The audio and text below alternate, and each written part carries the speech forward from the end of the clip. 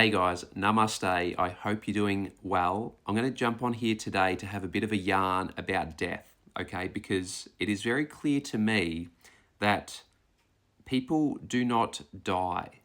Death and the concept of death is physically impossible in this reality, okay? The dead do not die, they just become invisible, okay? Invisible to some people, but to others, the dead remain visible for those who have eyes to see and ears to listen. Okay, as humans, we project and create death. Okay, we project death onto others when we wish death upon others. Okay, and I observe lots and lots of people projecting death or wishing death upon others energetically, okay, because I can read energy. I can see this very, very deeply. Okay, when, many people end up in toxic relationships and people get hurt in those toxic relationships, and people let it get to a point where people are wishing death upon the other person. Okay, and this is the most dangerous. It's not really dangerous. But it's going to confine you and condemn you to a hell realm where you are bound by death and tormented by death. And what I'm saying in this video is that you don't have to confine yourself to a hell realm.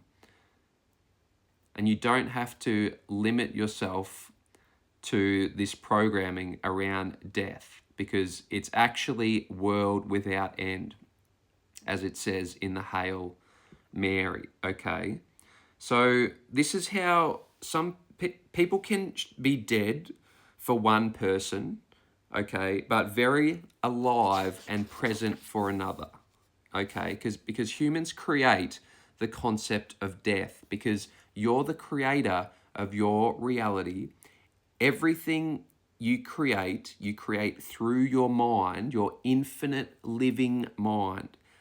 We live in a mental universe. This is all a mental construct, okay? And you're the creator of your reality. And your belief systems, particularly those really rigid, deeply ingrained belief systems such as death, your belief in death, that we actually die and we have an end. Okay, your belief in the concept of death is what creates death in your experience, and death will imprison you in this reality. And it won't be fun, because death is relentless and death will nip at your heels and chase you. It can be a bit of a fun game,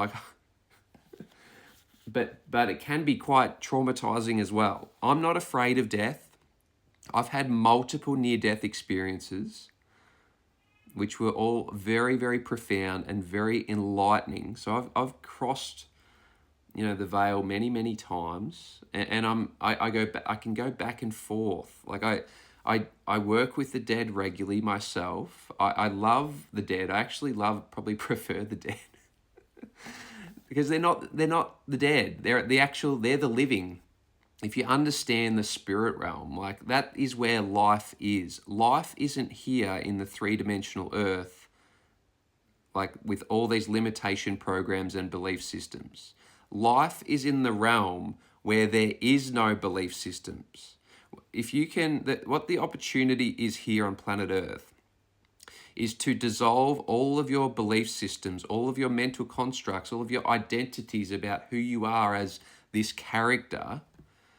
And once you dissolve all of those egoic identities, then you are left naked and vulnerable, as your true self. No limitations, no name, no image, no form, no death. Your everlasting, immortal, eternal nature, your true self, the divine, pure awareness, pure consciousness is revealed. And that's the spirit realm, the 5D, the new earth, and that's world without end. That is life. That's where the dead are. The dead. That's where they are. They're in the spirit realm, in the 5D. So they're actually the living ones. Everyone here in this three-dimensional reality is actually operating as a corpse.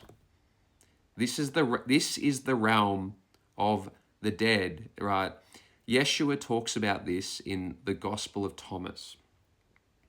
Okay, so if you wish death upon another, you end up casting that spell upon yourself, because it's a spell. Death is a spell. Any belief system is a spell, right? That's why the opportunity is to dissolve all belief systems, to break all the spells that you place upon yourself. You place these spells upon yourself. When you wish death upon another, if you've ended up in a toxic relationship, been hurt really badly, and you get to a point where you're just like, I wish death upon that person. If you let yourself get to that point, you end up creating and affirming your belief in death, and you confine yourself to this prison, this three-dimensional prison, and death will not leave you alone, and you will have a hellish life, an absolutely brutal, hellish life. It'll be very, very challenging until you can embrace death and build a conscious and balanced relationship with death.